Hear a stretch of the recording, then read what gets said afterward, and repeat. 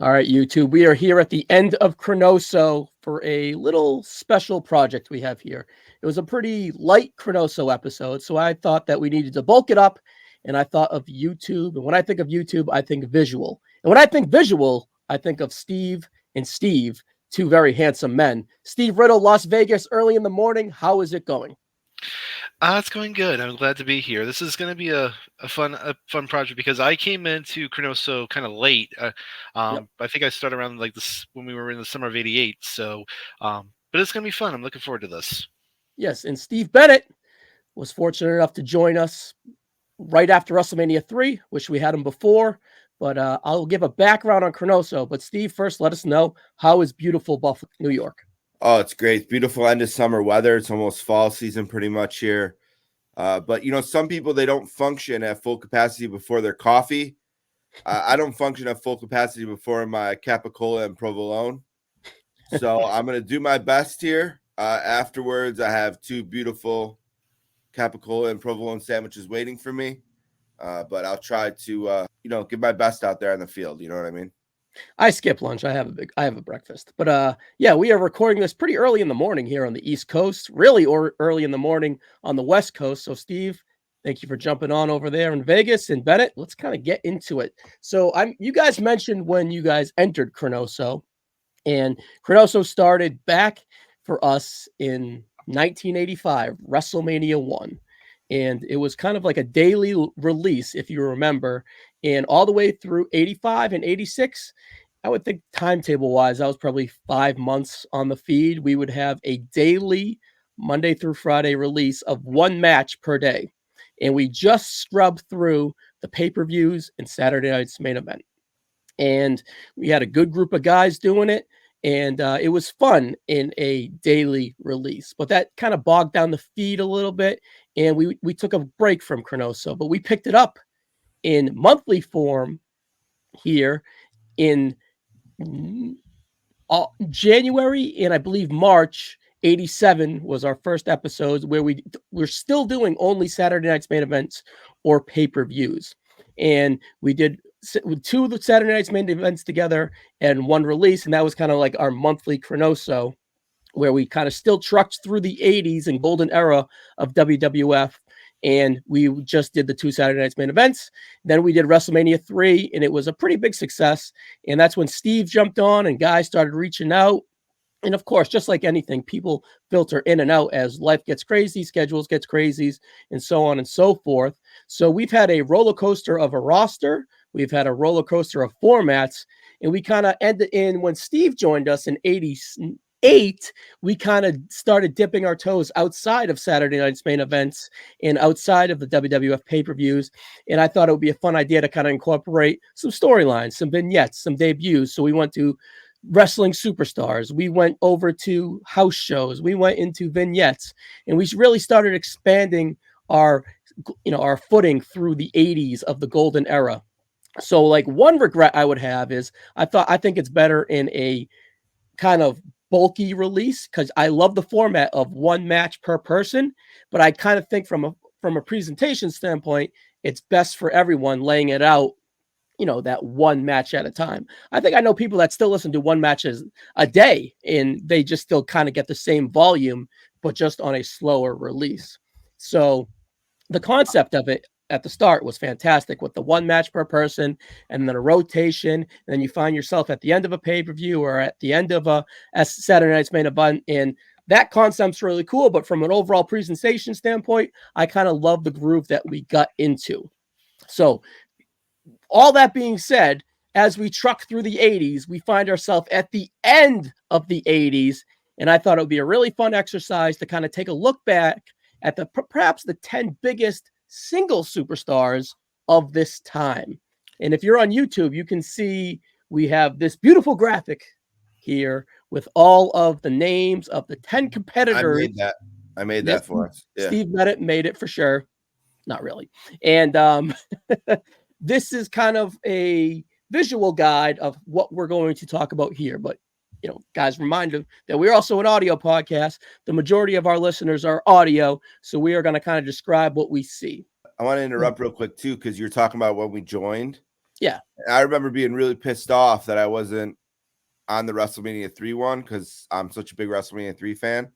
So I was whining to Jenny about it. And then shout out to Jenny. She got me invited for the next one.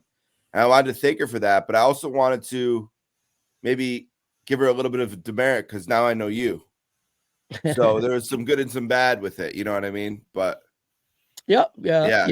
I remember D'Amato kind of just being like, "Hey, we should get Steve in the mix," and I said, "I think it's a great idea." And All right, no well, shout looking out back, to Steve. D'Amato too. But I know Yeah, Jenny no looking back there. So yeah. What are we gonna do? You know? No looking back there. I'm very happy with the roster that we've come by. I'm happy with everyone in the past that's contributed. Man, I wish I counted all the contributors because I bet you there's easily over or around 100. So YouTube has helped us out. I like the YouTube format where we have one segment, one match, whatever per release, and that's kind of expanded everyone's kind of thumb on the whole thing. I know we have some new YouTube listeners that went out and found us and started listening to the whole ChroNoSo. So all that being said, guys, I think this was a good opportunity to kind of celebrate ChroNoSo and while taking a look back on the 80s. So what we have here is 10 superstars. Let me name them real quick in order of, I guess, appearance, right? So Andre the Giant would be the longest in the WWF leading into WrestleMania 1, Tito Santana being the second, Hulk Hogan, of course, coming on the scene in very early 84 and really exploding the whole WrestleMania boom era, right? In the golden era. Followed by him, that was Rowdy Piper. Ricky the Dragon Steamboat is entered ChroNoSo in, I think, right before WrestleMania 1. So, yeah, he was in before we started. But Macho Man Randy Savage is the first one post WrestleMania 1, joining the WWF in July 85. Jake the Snake Roberts is the next one up, joining the WWF in March 86. The Honky Tonk Man joining the WWF in August 86. The Ultimate Puke joining the WWF in June 1987. And the last one we're going to talk about here is the $1 Million Man, Ted DiBiase, joining the WWF also in June 1987. So, guys, you guys, the concept here is to rank the importance of those 10 wrestlers I just described. Steve, let's start with you. How pivotal do you think that Andre the Giant was to the WrestleMania boom in the 80s, where we're to the point we're at right now? I think he's somewhere in the top 4 at the worst. I think his volume maybe isn't huge in terms of the overall volume of shows of ChroNoSo itself. How many was Andre on? It might be a little lower than some of the other guys. Yeah. But his impact is undeniable. I mean, he's in the biggest match in the history of the business. For sure. In this, you can argue later, but in this range, it doesn't get bigger than Hulk versus Andre at WrestleMania 3. When Andre was around in this time, the impact was greater than anyone. So the volume isn't there, but the impact is. And I would struggle to put him behind many of these guys. I think he's got to be in the top 3 or 4 at the very least. We can work it out, but I think he's certainly in the upper third of these guys. I agree. He's definitely in the upper half of this list. Top 5, hands down, most likely 4, probably 3. I don't know if he has the, like you said, Steve, I agree that I don't think he has the volume to kind of break into the 1 and the 2 of it all, but he is here for the whole time. But it's just kind of like similar to like a Roman Reigns or a Brock Lesnar nowadays, right? Where they pop in, and when they pop in, they maximize their minutes into the, the WWE scope, right? So Bennett, do you agree with that sentiment to kind of put a modern day look at it? Or Riddle, excuse me. Do you agree with that sentiment to kind of put a modern day look on it? I think so, because really throughout the majority of his career, even outside WWE, Andre has always been looked at as like a special attraction that you bring in like only every now and then, so that you don't overexpose them. And he was definitely a major part of that early, that early part of WrestleMania. I mean, the match with Stud at 1 was one of the big matches. He was a focal point at the Battle Royal for 2, and then I mean, of course, him and Hogan at 3. I mean, that's the match that drew 93,000 people to the Silverdome. So, you can't. And they still drew WrestleMania 4 off of that too, as well. Mm-hmm. Yeah, they were those were the 2 guys you thought were going to be the main players of that tournament. So, as we got into 88, 89, you could definitely tell he was definitely starting to wind down a bit with his, with health and everything. But I definitely agree that I think he's definitely top 4 at least in terms of importance to the company. I was going to say, I think I know who the first 2 are. Yes. Right. And then after that, I think you can debate Andre for the next couple. Yep. You know what I mean? So I think we have, if you're just looking at the list, you can kind of see, all right, that guy's going to be 1 and that guy's going to be 2. And now I think Andre's in the conversation after that. Is he 3? Is he 4? Maybe 5, although I think that's pushing it. Don't forget, he's also in the main event of Survivor Series 87, which is in this time frame. Yep. You know, so he's got big moments. That Battle Royal that Steve mentioned in WrestleMania 2, that was the headliner of one of the 3 buildings. Again, when he's there, it's huge. So massive. Yeah. No pun intended. Mind you, he closes where we're at in ChroNoSo as a tag champion as well. So, he does. I put in the blue column here, you can see that I have WrestleMania 3 as his jump up moment, of course, but accolades wise, he also is a tag champ from the time frame as well. Unfortunately, we don't have to move the bar because we're only talking about Andre. So I think him at number 1 right now, out of all the guys we talked about, is kind of a no-brainer. But the next guy we're going to talk about here is Tito Santana. When we entered WrestleMania, he started with the Executioner, and the jump up moment to start the first ever ChroNoSo was Tito Santana versus the Executioner. So a little ChroNoSo history there. He was in the first ever episode. In June 85, he would go on to win the WWE Intercontinental Championship. I wish we were doing, side moments at that time, right? That's a really good match in Baltimore versus Valentine in the cage. We could have done a whole episode around that. So, I'm early 80s. I really, or early in the golden era, I really regret not doing how we do it now with the jump up moments. Cause especially back then, so many stuff happened outside of the pay-per-views and whatnot. So that's a big regret of mine. And then he would find himself pretty much in the mid card throughout on every pay-per-view, very reliable. He would also win the tag titles with Strikeforce, with Rick Martel in Strikeforce. Pretty big jump up moment at WrestleMania 4. And overall, Riddle, what do you think of Arriba Tito Santana? So he is the poster child of who you want as like your anchor for the mid card at this time. I mean, he carried the Intercontinental title very well, and you mentioned about how like we didn't talk about some of those side feuds. I mean, the feud he had with Valentine was fantastic. Great. I mean, you think about the 2 weeks before the first WrestleMania, he and Valentine had that really fun lumberjack match at MSG. And of course, the debate goes on, like, should he have fought Valentine at the first WrestleMania and not the Executioner? But like you said, then they had the great cage match, and then he has all the stuff with Savage, where Savage, beat him for the IC title. Then he kind of becomes, like I said, the guy that you can fit anywhere in the mid card, and he's going to always deliver. Then he, eventually transitions to the tag division. He kind of, is there to help kind of save Rick Martel after Tom Zank walked out. Can-Am connection more to Strikeforce. They win the tag titles from the Hart Foundation, have a good little run there. Like you said, then they lose to Demolition at 4. Then the next year, 5, they eventually split up. And Tito gets destroyed by the Brainbusters. And he's definitely, again, I think he's worthy of a top 10 inclusion because, like I said, he is critical for the mid card at the time because he's always going to deliver at worst a solid match. At best, a very good match. I would probably have them more towards the bottom of the top 10 as compared to some of these other guys, just because, again, these other guys are more like, upper mid card main event level, whereas he never cracked, that main event level. He was upper, occasional upper mid card, but never like main event level.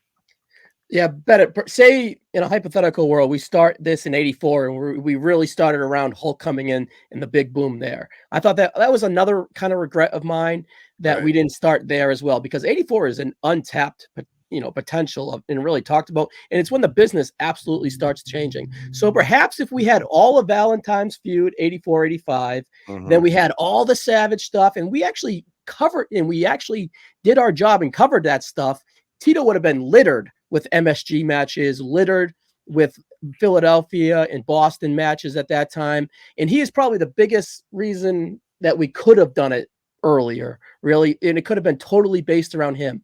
So, yes, I agree with Riddle that he's probably going to be in the bottom 3 here. And that's no doing to himself. He's very pivotal on this list. Perhaps he kind of snuck in on this list as a top 10 guy here, but I feel like I want to just kind of give him his flowers.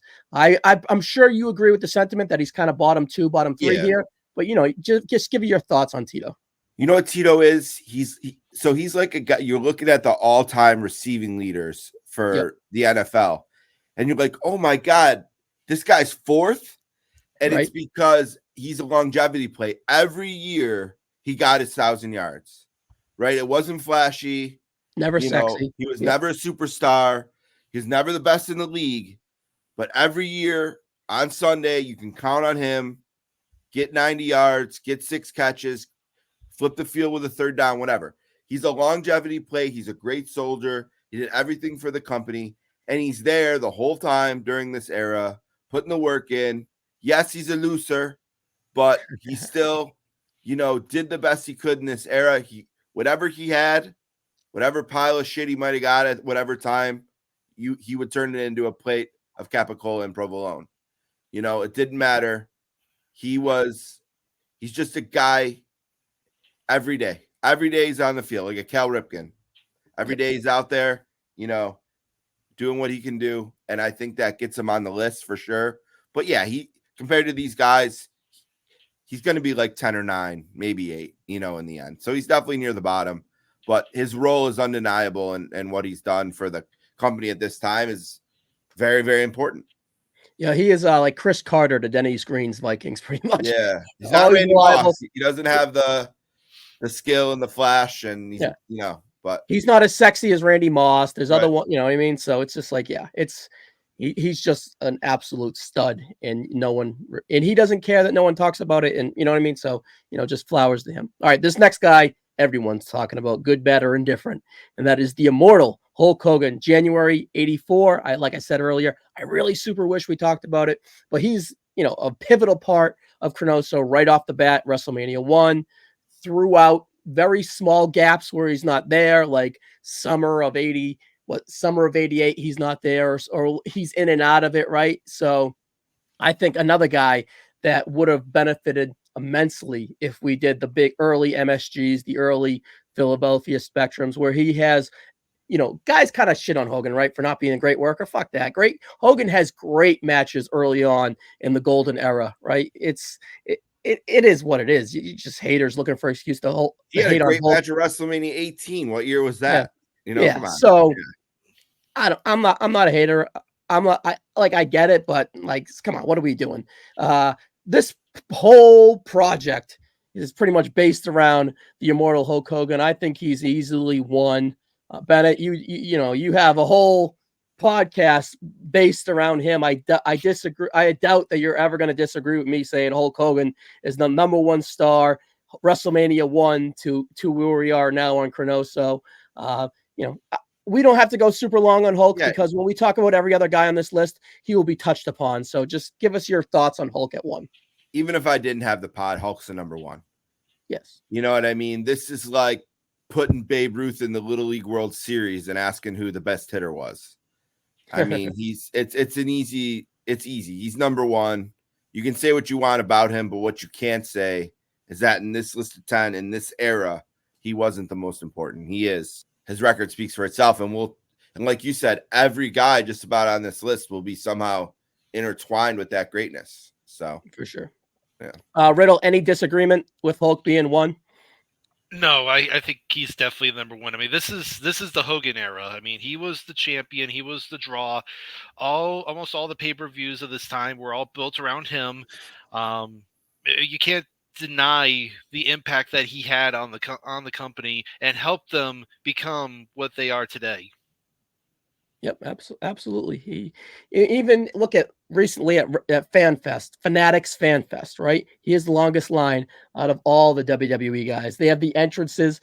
Tom Brady's doing his entrance, right? So love him now, hate him now. You can't deny the legacy that he kind of laid out. And, him being one here is really a no-brainer. So he really made the next guy that we're going to talk about here in a way too. And that is Roddy Piper. I believe he comes in around early 84. And he would have been a really fun guy to kind of chronicle the Snuka feud around, right? Early 84, all of 84, early 85. That could have Plus took up some. Piper Pitts. If you would have been doing so many.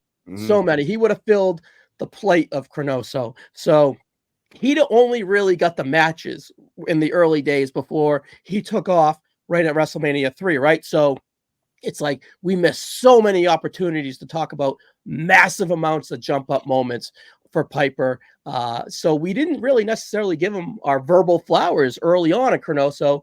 And I wish we had that format back then for Piper, especially. He would have excelled in it. And the program, ChroNoSo, would have excelled based around all of his awesomeness. Riddle, let's jump with you. I have WrestleMania main event number 1 as his jump up moment. I don't think you can really deny that. I think he is a rock star in 1985. And I honestly think he's easily above T.O. in this thing. I think he is a top 5 contender. Where do you think your gut reaction is that Piper lands? If he's not top 5, he's definitely crouching in on that area because, like you said, I mean, he comes in 84 and immediately gets over as like the top heel. And for that first half of the year, he doesn't even wrestle. He mainly just talks. Like you said, Piper's Pit, and then he has the feud with Snuka that we didn't get to see. And then he's he is such a crucial part of WrestleMania 1. You talk about the war to settle the score. And he's just so incredible as just this maniac heel that he's you just want to just punch him in the face because he's so freaking annoying, but he's just so damn good in the ring that he makes it really hard. And he's one of the first like big examples of a guy who's, even though he's a heel, the crowd loves him because he's just so entertaining, to the fact that they had no choice but to turn him face in late 86. And I would say him being the main event of WrestleMania 1 is definitely one of his big jump up moments. But let's not forget, him and Adonis at 3. That was one of the big, drawing matches at that show. And just that, one of the great visuals I think I'll ever remember is that moment where he's got Adonis in the sleeper, and you see in the background the fans holding up the big sign that says "We will miss Hot Rod." Yeah, that is an awesome visual. And then he eventually comes back in 89, and he's got the feud with Rude, which has been really good on the house show circuit. But he's definitely a guy that I think is just as crucial to that early part in 84, 85, just as much as Hogan is, because Hogan obviously needed a big heel to draw for that first WrestleMania, and I think Piper was definitely the right guy at the right moment. So again, if he's not at least top 5, I think he's at least encroaching around like 6, 7, because I think he definitely is extremely crucial to this era. Yeah, I think longevity may hurt him, but I'm going to make a case for him to be at the top of that tier. I don't think he's in the Hulk tier, but I think he's at the top of the tier below it. Now, Steve, we're going to compare him to Andre after, but do you agree with this sentiment? Hulk kind of brought him in for the boom, but Piper got him invested in the boom. Does that make any sense to you? Yeah, I think he's very, very important. He's a guy I will fight for, I think, when we're ranking these, because now I do think he made a bad business decision by asserting that he wouldn't lose to Hulk. I think if he would have done that, we might be talking about him in the main event of 1, him in the main event of 2, and him in one of the biggest matches in 3. Now in fairness, in 2, because I gave it to Andre, his match versus Mr. T, his boxing match, although not good, was the top match of one of those 3 cities. I mentioned it for Andre, so I wanted to mention it for him too. But he was so critical. Hulk body slamming jabronis the whole first year, it wouldn't have caught on the way it did versus Hulk having this unbelievably unhinged, could do anything at any moment, can't turn your back on him, squirrely, entertaining heel. I think he almost, certainly for this era, drew the roadmap of how to be a Hogan foil, how to be a heel against him, how to be something other than just big, because he wasn't that, right? The traditional Hogan opponent, oh, we just fed him big guys. Well, this is not a big guy. And he was still still just as good as any of the Hogan rivals of the era. So he's someone I will definitely fight for. I think he's very high. I think any lower than 5, I think we're crazy. So, all right. Well, my next question to you, Steve, is my gut tells me he's a shade above Andre, just based off the. Andre has the longevity of the years, but the volume and the maximization of the minutes that we get for Piper, right? Yes, he takes the 2 years off pretty much in between WrestleMania 3 and WrestleMania 5, right? So how much of those jump up moments? Yes, Andre has the biggest, but Snuka, Hogan, Orndorff, all the Piper pits. Here's We the see the importance question. with Rude at the tail end of 89. Right. The prime time, he fills Bobby Heenan's seat in prime time. You know what I mean? That's incredibly important. I think when deciding this debate, especially if it comes down to those two, I think what's going to be important are we only considering what is in ChroNoSo, or are we considering the whole era? Because if we're just considering the stuff talked about on ChroNoSo, I think Andre has an edge, because some of that great stuff that Piper did, then we can't consider. So if we're considering, 1985 when it starts to the end of 1989, he's probably ahead. If we're only considering the shows and the moments covered within the ChroNoSo project, I think Andre's ahead. All right, Steve, we can floor it for a second. I moved him above Tito. That's an easy one. Yeah. Steve, before we kind of Riddle, but when we hammer this at the end, you have a gut feeling leading into that you want to give us right now? It's tight. It is really hard. I think based on just like in terms of importance and what he meant, I think I give a slight edge to Andre. But like you said, it's really close. Yeah, we can cross that bridge at the end. All right, Ricky the Dragon Steamboat, pretty much all of 85 to March of 88, right after WrestleMania 4. Perhaps it could have been April, but either way, he is out the door at WrestleMania 4 for the most part. Jump up moment is he's your Intercontinental Champion from March 87 to June. Is it 87 or May? I actually meant to double. I went off memory. I meant to. All right, good. Because I went off memory. He lost. I meant to double check it. So, Steamboat, the biggest match, or easily one of the biggest top 2 matches in this time frame, right? WrestleMania 3 versus Savage. There's definitely importance. That match alone puts him on the list. Him perhaps being the number 2 or 3 babyface at all time is pretty important. He fills quality TV. He is a great foe to many of heels. And I think my gut tells me he's at the bottom of this list, 2 or 3, but he definitely warrants being on it. Just longevity kills him. Yeah, I think that, nobody's a bigger fan of him than me for the most part. If this was rank the matches of this era debate, I would fight to the death for his match being 1 or 2. But, with that said, we have to be honest here. And that certainly is peak. The story they tell from November of 86 until WrestleMania 3, it's a brilliant story that plays out mostly on Saturday's main event's a huge part of it. So a lot of it is in ChroNoSo. But still, I just don't think he doesn't have enough moments, I think, compared to these guys. I think he's probably higher than Tito. And I still think he's probably higher than Honky Tonk, but that might be it. I think he's in the bottom 3, I think, on this list. Yeah, I prefer Tito over Steamboat, but I think they're both fantastic. I don't know if I would prefer Tito over Steamboat for this project, so to speak. Riddle, quick gut feeling on Steamboat. Yeah, Steamboat's an interesting case. I mean, you could argue that his best stuff comes after his WWF run, when he goes back to the NWA. But in terms of his WWF run, he has some pretty good feuds in there. I mean, we obviously, the Savage stuff speaks for itself. WrestleMania 3 speaks for itself. But then you think about, the stuff in 85 with Morocco, 86 with Jake, Yeah. some good, that's some pretty good stuff. I think he ultimately might go down, though, as like one of the biggest what ifs. Like, if he had decided not to take that time off and had to drop the title in June, like how long his reign would have gone.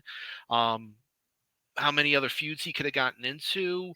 Could he be taking Brett's spot in 91, 90? You know what I mean? Like, just to look way down the field, right? If they're looking for someone, do they go to him instead of Warrior, maybe, right? Like, when they're looking for that baby face outside of Hulk, does he get either one of those spots? So it's just a bad, Well, Steve, you mentioned bad distance decisions earlier. That was a pretty bad one. Yeah, there was more juice in the orange with Savage too.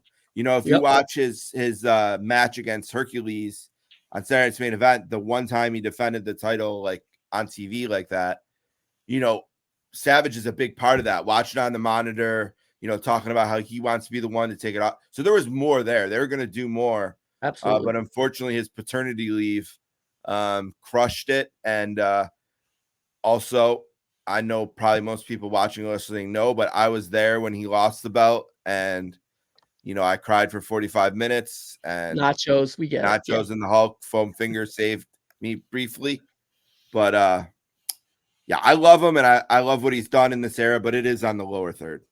Riddle above Tito or below him? I would put him above Tito just because he has that, that 5-star match that Tito doesn't. Agree.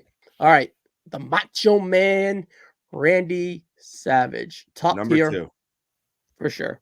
Yeah, let's just move him up there and we'll just kind of give him our flowers. We'll come. Yeah. Now, Riddle, let me just jump to you, Macho Man, right? We've talked about him throughout ChroNoSo.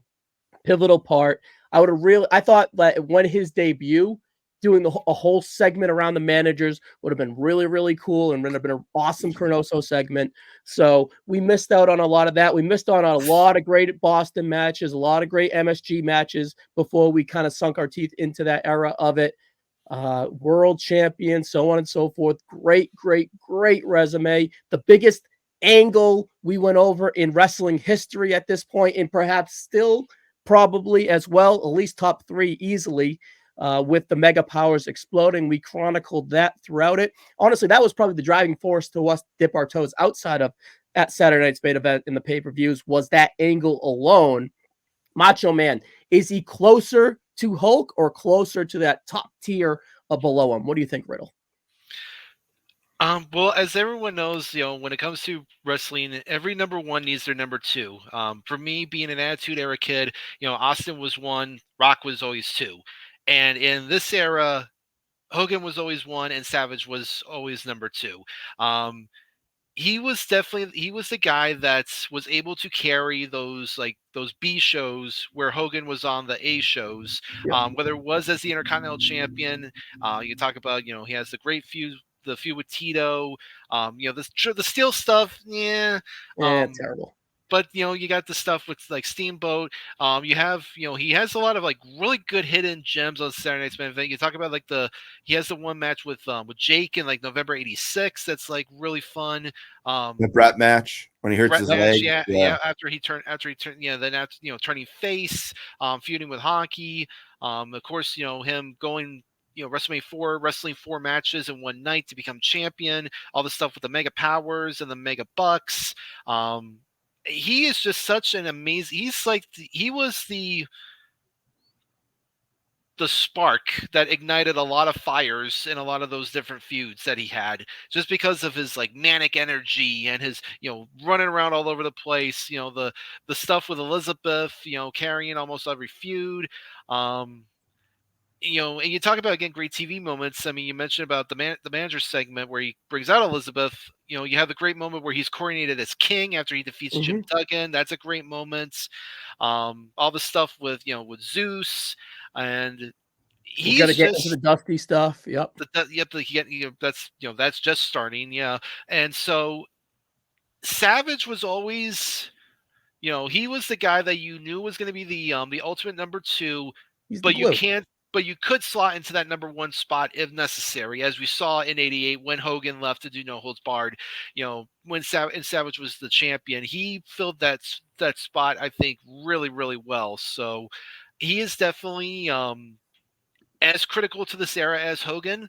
But he's definitely, I think, he's up. I think he definitely belongs on that same tier as Hogan, but he's always going to be number 2 to Hogan's number 1.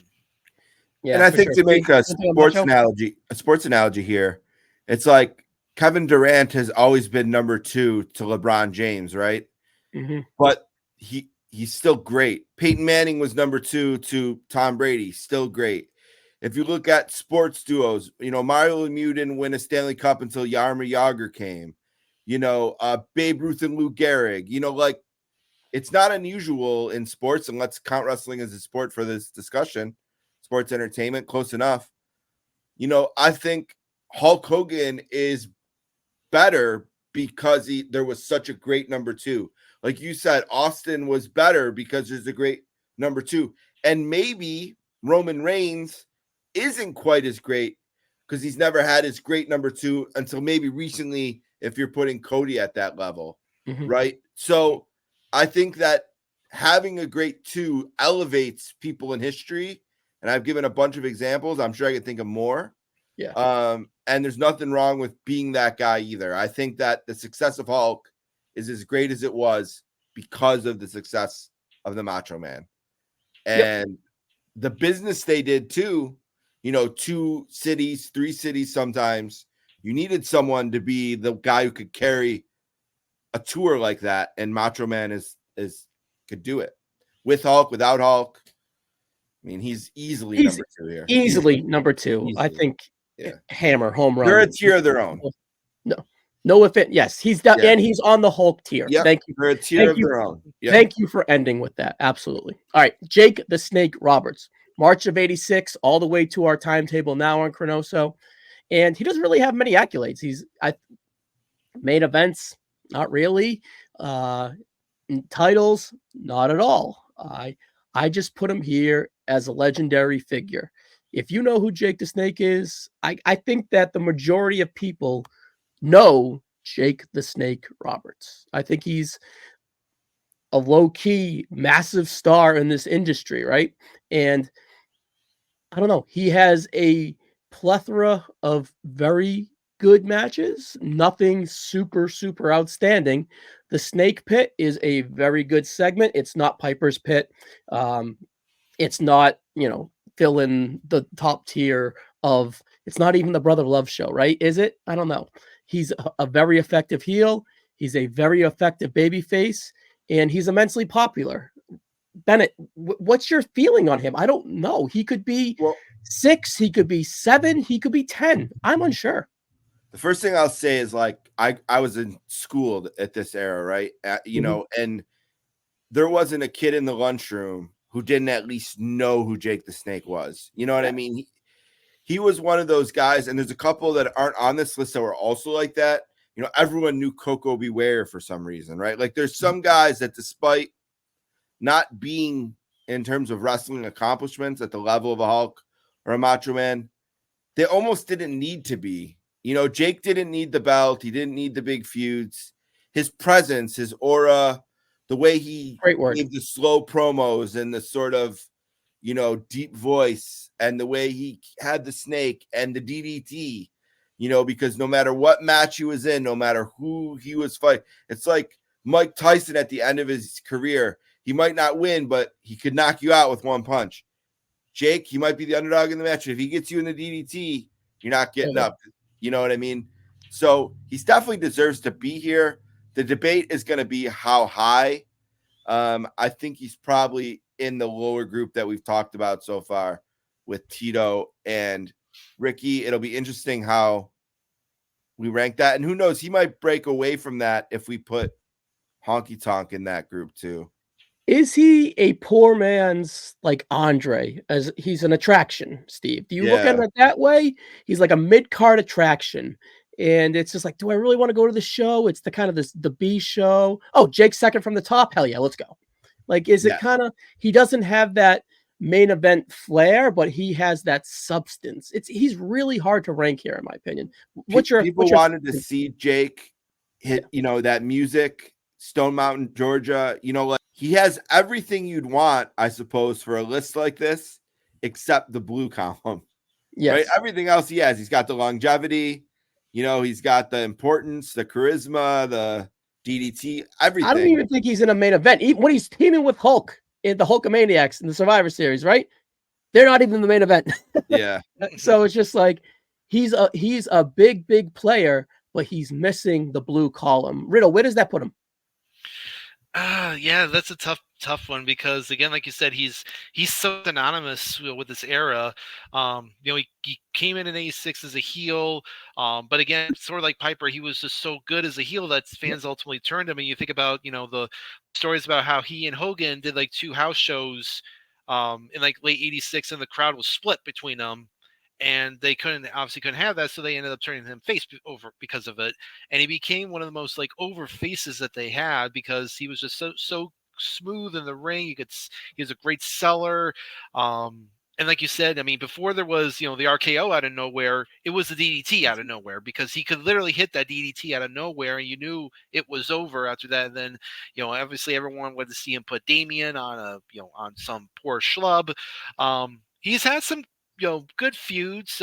We talk about the stuff he had with Rude, where Rude tried to mac on his wife. Then he has the stuff with Andre in '89.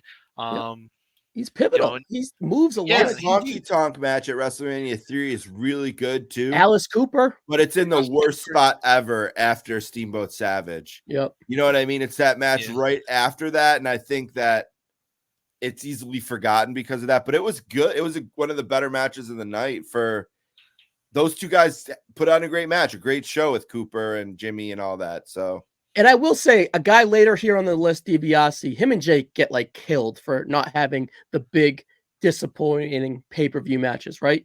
But their series at the end we're at right now, they have 3 MSG matches that are good, very good, and then great. So it's just like, are they a circumstance of like booking? It's like, all right, well, we can't really have a finish here because we don't want to hurt everyone's star power. He's on the B show, he's on the A show. We kind of need them both to kind of bring it up here. Let's just have a schmuck finish type of thing. Is like, does he constantly run into that wall or what? I don't know. Here's my opinion. I think he's a little bit above Steamboat and Tito. And I think that whatever that tier is, he's below that, but he's also in the Steamboat and Tito tier right now because he doesn't have many accolades. Is it safe if I move him right above Steamboat right now and then we'll assess on the final thing? You guys cool with that? Or just leave him right where he's at because I think these 3 are going to be together probably in some way. Oh, I see. I just think he's a more impactful star than Tito. Well, yeah, I'm saying we still have work to do, but yeah, move them anywhere you want within those 3. But I think that they're together. Right, I'll have him split Tito and Steam.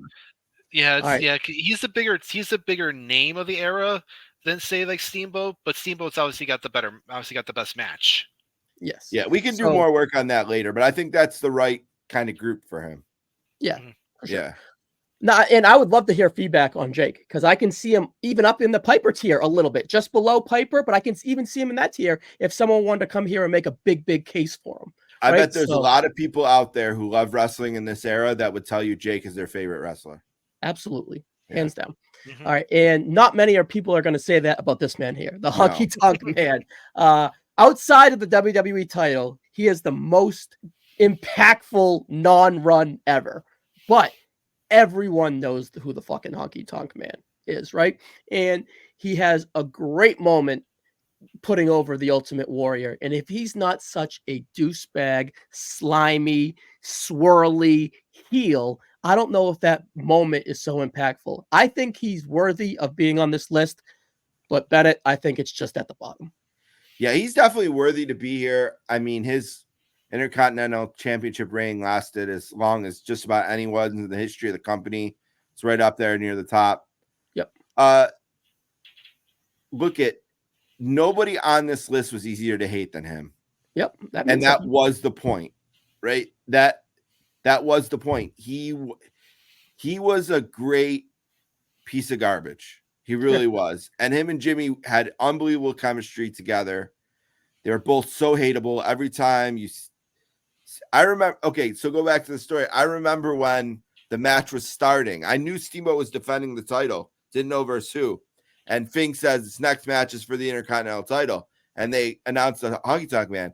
I turned to my dad. I'm like, oh, this guy sucks. This guy's not Hey, winning. This guy, he sucks. You know what I mean? Like, and that's his appeal. He sucked. Every time your guy was in there with him, you're like, he's got to beat him. He sucks, but somehow he'd win. And he really did a great job. Now he has the one unbelievable year, and then not a lot else. Yeah. There is that great moment at SummerSlam when he gets hit by the guitar, and then he's talking to Sean Mooney, and he's just all disheveled. And a lot of people came to see me sing. He's just really funny. But I don't know that helps him on the ranking. Yeah, he ages fantastically as a heel. Smart. Yeah. Do you think he should be above? Probably 10th. He's probably 10th to me, but yeah, I can hear a case for much higher probably. Do you think Tito should be above him, Steve Riddle? That's so hard because Honky is like the most like undeserving overachiever in the history of wrestling. That's fantastic. Yeah. Wow. I mean, that's great. Because think about it, because he comes in '86 as as a face. To the point that even like Hogan's like endorsing him, but the fans start turning on him, and then they do that whole like vote of no confidence thing, where the fans basically say they reject them, so they do turn him heel. He's got the early stuff with Jake, but then like it had to have been a shock to anyone watching on that Superstars when here comes Honky Tonk to challenge Steamboat. You think, like you said, Steamboat's going to just roll over this guy, and Honky ends up winning. He did cheat, though. He did cheat, by the way. Right, but even still, it's like, wait, did I just miss something here? Like, obviously, if you didn't know what was going on behind the scenes, it just felt like the ultimate shock in the world. And then, he has all the good stuff with Savage throughout late '87 that leads to the formation of the Mega Powers in essence. Then by '88, he does the feud with Beefcake, and then it kind of starts becoming diminishing returns with him. But then he has, of course, the awesome moment at it's the SummerSlam in the Garden where he where it was supposed to be Beefcake, he got taken out, and then Warrior comes in and just absolutely curb stomps Honky, ending the reign. Which, I mean, that was the ultimate, no pun intended, way to end that reign. It had been going on for so long. He had been, sneaking and cheating his way, and the fans were just dying to see him finally get his. And he finally does. And then after that, he pretty much becomes a jobber. I mean, he's putting everybody else over. But it's pretty much they're both jobbers by the end, Tito and Honky. It's like, do you go with the memorable run or do you go with the quality matches? I think at this point you have to go with the memorable run because everyone just remembers how long that reign was and how, I mean, that record stood for so long to the point that, in the modern day when it was such a big deal when Gunther passed it with his reign as IC champion. So I think I would put Honky just above Tito because, again, the reign was memorable. The character was easily identifiable. He's, like you said, he's so easy to hate. And I think, again, it is an important run for this era, but I think this is probably, where I would have him. All right. So, Bennett, you agree that Tito is a loser again, and he's last. Yeah. I think that was a really well-presented case. I'm fine with that. Yep. So let's pick it up here with the Ultimate Warrior at WrestleMania or at SummerSlam '88. He's really hard. I think he's really hard to put on the list. Yeah. I could see him. I could even see him. Someone coming in here. Well, not now, but someone putting him in the Piper and Giant Andre tier, right? But not yet because the bigger stuff comes later. But is his better stuff '89, like as the IC champ, losing it, and then just kind of finding himself with Andre as a main eventer, and then the big, of course, nothing's going to surpass his moment with Hulk, and then the Macho match. But does his core, but that's after. But does the core work happen in late '88, '89, where he kind of lays this foundation of being a decent worker? Like I personally think that the people around here overvalue him and overrate him. And I think that he's very accomplished. And I think he is a big, big match wrestler. Of course, you can't take that away from him. Right. So when it's time to tie your boots tight, he delivers. But I think that has so many flaws, especially as a character, but his highlights are so magnetic, right? His promos are pretty bad, but they're memorable, right? So it's just like, you can absolutely make a case for him kind of in any tier you want. I could see someone even be coming in hot and saying he deserves to be right under Savage, but not because. But you can't make that case yet Not without his whole career. Because the better work and the bigger moments are later on. So for here, my gut tells me right in the middle, 6 or 7. Like like right I in the don't. middle. Yeah, if maybe if top if of the second half. If we're looking at Andre and we're looking at Piper at 4, like is he 5? Is he 6? Or is he 7? I think he's 5, 6, or 7.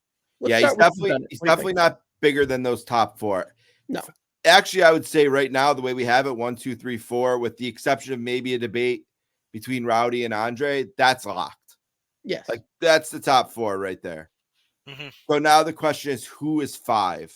Why don't we do DiBiase real fast, and then we can sort of get into the order from 5 to 10. Okay, that's fine. You know what I mean? I'm good with that. Let's accelerate this. That's good. Yeah. DiBiase, 87, same month as Warrior, but he main events WrestleMania 4. Yep. I personally think the main eventing of WrestleMania 4 and previously before that, the Saturday night's or the main event angle with Andre is bigger than anything that the Warrior did in the 80s to this point.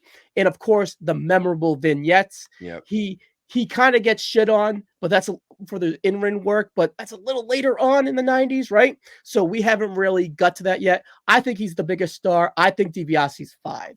I think he's 5 too. Do you have anything you want to add to that, Steve? No, I would just say that he's the he enters this world last. Yeah, the character I think is just so good. Mm-hmm. It's really the prequel to the Mr. McMahon character that comes later in Steve's Attitude Era, right? It's the prequel to that, based off of him. And the vignettes are so strong. The main event of WrestleMania 4, the mastermind behind the end of the Hulk Hogan initial title reign, with the double Hebners and buying Andre, trying to buy the belt, all that stuff that leads into WrestleMania 4. I think he's a really comfortable 5 when we're judging him between 1985 and 1990. Now, if we would extend it out another 10 years, he'd probably drop. But I think, like, if you're a $1 million man guy, this is the best time to do the rankings, right? Because he's going to fare the best right now. Riddle, do you agree with the sentiment that DiBiase is kind of 5th on this list? And is he closer to Piper at 4 and Andre at 3? Or is he farther away, or is he closer to whoever 6 is going to be? Yeah, he's closer to whoever 6 is. Yeah. Like you said, definitely, one of the most memorable characters of this time frame. The whole stuff with, like you said, Hogan and Andre, the double refs, and being the whole catalyst of WrestleMania 4 in that tournament. Then leading into SummerSlam with the Mega Powers, Mega Bucks feud. Does kind of start dropping off a little bit in '89, but he has the big moment where he basically creates his own belts, the $1 million belts. And he's currently got the feud with Jake going on. Like you said, they've had the matches at MSG, which are actually pretty good.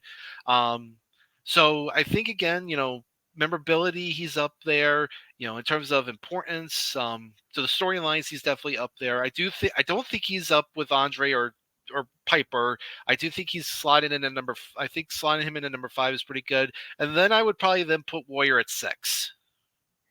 Okay, so let's have that conversation. So you want to transition and put the Warrior at 6. So 6, 7, 8 is a little confusing for me because I think we can go any way, right? I think that Jake at this time... Jake's probably next. I think Jake's probably next. Jake's the biggest star. Steamboat has the best match, but Warrior has like the biggest rise, right? So it's like, Jake's the bigger moments, star, I think. And the bigger moments. Yeah, Jake's the biggest star. Steamboat has the best match, or is it the rise of the Ultimate Warrior to whatever he becomes in the 90s? What's the most important there? I think it's Warrior, Jake, Steamboat, probably. My gut told me Steamboat was 8th. So do you agree with Steamboat being 8th, Riddle? Yeah, I think as great as the Steamboat Savage match is, Steamboat really doesn't have much else other than that. And like I said, he's more remembered for what comes after this. So, well, no, he's most remembered for the WrestleMania 3 match. He's also very much remembered for the 3 matches against Flair. But What is he most remembered for? He's most remembered for wrestling Randy Savage at WrestleMania 3, and then the 3, Yeah. 89 with Flair for the 3 Yeah. peat. But yeah, the WrestleMania 3 is much bigger in wrestling history. Definitely the biggest moment of his career. Definitely. Yeah, that's a downtime for WCW. But this ain't, WCW ChroNoSo. Yeah. Warrior Jake. It's a tough one, right? It is. Who's 6, who's 7? Let's kind of look at our list here, right? We have DiBiase and Rowdy. Those guys are up there because of their star power. So do we weigh Jake's star power? Or because the Warrior is not the biggest star yet? And these are kind of like two ships in the night. Jake is kind of at his peak, right? Heading down, and Warrior is just going to fly by him. If we even extend 4 months into ChroNoSo, Warrior is way up there, right? He's accelerated up this list. So do we kind of weigh that or what? My gut tells me Warrior Jake. Bennett, do you have a gut reaction? We're kind of getting to the point now where I think we can clearly see our tiers, right? You have the first fours. So Macho and Hulk are a tier on their own. Then I think Andre and Piper are a tier. Then I think you have these next 3 as a tier, and then the last 3 as a tier. I think we sort of have that. I think with the lower tiers, sort of where you put them is really splitting hairs in a way. I still think $1 Million Man is probably 5. I might put Jake slightly ahead of Warrior because I just think when this window ends, his resume is still greater than what the Warriors is. Yeah, but is 89 versus SummerSlam versus Rude anything in ring better than what Jake did? Just to kind of skew it? Because I think I'm kind of finding myself kind of wanting to defend the Warrior here, even though I agree that Jake is a bigger star at the moment. Well, what are we saying is Jake's biggest moment of the era? Shit, is it Alice Cooper? Is it the Rude? The match versus Savage on Saturday Main Event is maybe his best match of the era. He doesn't Andre feud. Some look at that as disappointing. Or at the early 89. I don't know. It's like a resume thing. But is it bigger than anything that the Warrior did at 88 SummerSlam? No. And then Warrior the Warrior has the moment. best match at 89 SummerSlam, and a very good match at WrestleMania 5 too. So those are 3 mega moments built around the IC belt. And unfortunately for Jake, I kind of want to lean on the accolades of not having any. Right. I'm fine with that. I actually think some of Jake's best moments actually come after this. In 91, like when he turns heel, does the thing with feud with Savage. So I would think that I personally would have Warrior 6 and then Jake 7. I'm fine with that. All right, so let's just do Andre versus Rowdy. Initially, I wanted to put Rowdy above it, but when my feelings kind of dissipated and it kind of talked about it, my gut kind of tells me Andre's has more importance and should be 3 over Piper. I could be convinced otherwise. I prefer Piper. Of course, I adore Andre, and I think that everyone should. And I think Piper is a little bit more meaningful with the mouth, the segments, all that. But WrestleMania 3, 93,000, so to speak. That thing went on sale 2 months beforehand.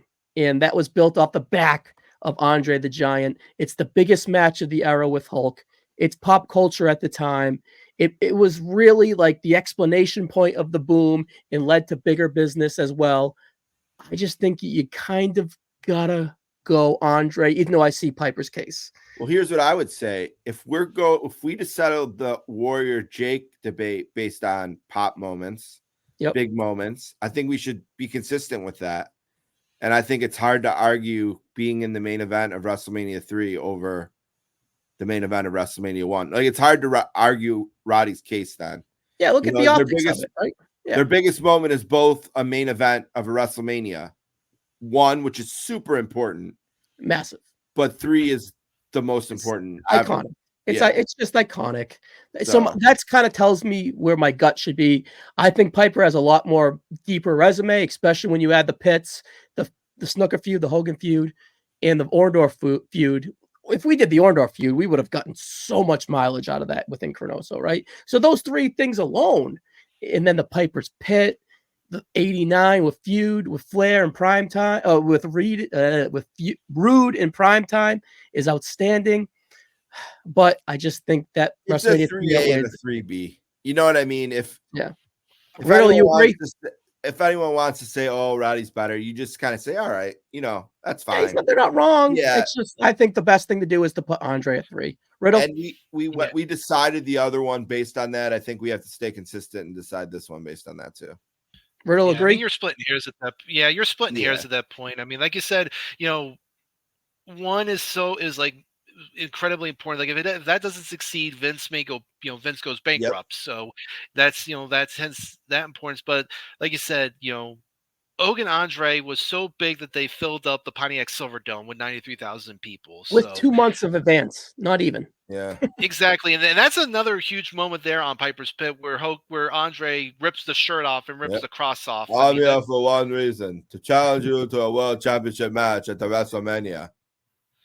Yeah, that's massive. So, so I think just based on that alone, you got to give Andre the slight edge over Piper.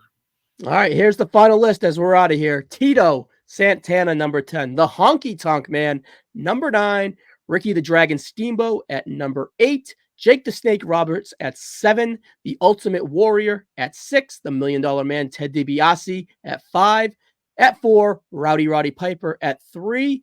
Andre the Giant. Number 2, the Macho Man, Randy Savage. And number 1, most important person in ChroNoSo so far is the immortal Hulk Hogan. I'd love to hear your feedback. Where do we split hairs the right way? Is there anyone way out of rankings that we fucked up on?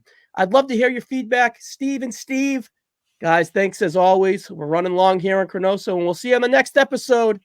Thanks, guys.